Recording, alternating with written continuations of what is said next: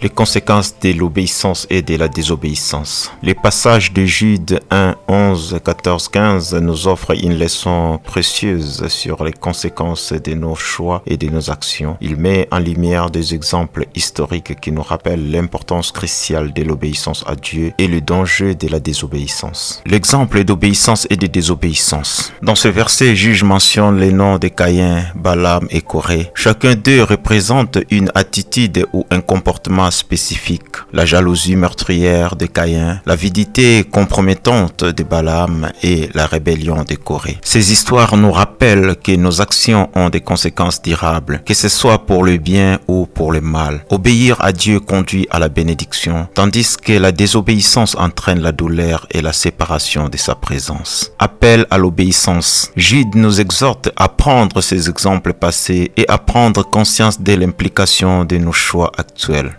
Dieu désire notre obéissance non seulement pour préserver notre bien-être spirituel, mais aussi pour nous conduire vers sa volonté parfaite. L'obéissance ne se limite pas à une simple conformité extérieure, mais elle provient d'un cœur soumis et d'une foi enracinée. Le jugement et la reddition des comptes. Le verset 14-15 souligne que Dieu exercera un jugement. Chaque acte impie et chaque parole injurieuse seront confrontés à sa justice. Cette réalité ne doit pas nous effrayer, mais elle devrait nous encourager à marcher avec intégrité et humilité. Notre marche avec Dieu ne passe pas inaperçue et tout ce que nous faisons compte devant lui. L'enseignement de ce passage est clair. Nos choix et nos actions ont des conséquences éternelles. La désobéissance peut sembler effrayante à court terme, mais elle ne peut que nous éloigner de Dieu et de ses bénédictions. En revanche, l'obéissance à Dieu nous rapproche de sa présence et de sa volonté parfaite pour nos vies. Puissions-nous apprendre de l'histoire de Caïn, Balaam et Corée et choisir délibérément l'obéissance à Dieu dans tous les domaines de notre vie. Souvenons-nous que notre Père Céleste désire notre bien-être et notre épanouissement et que son amour pour nous nous guide vers un chemin de vie en abondance. Que chacun de nous puisse prendre à cœur cet enseignement et marcher dans l'obéissance, sachant que nos choix actuels influenceront notre destinée éternelle. Que Dieu vous bénisse abondamment.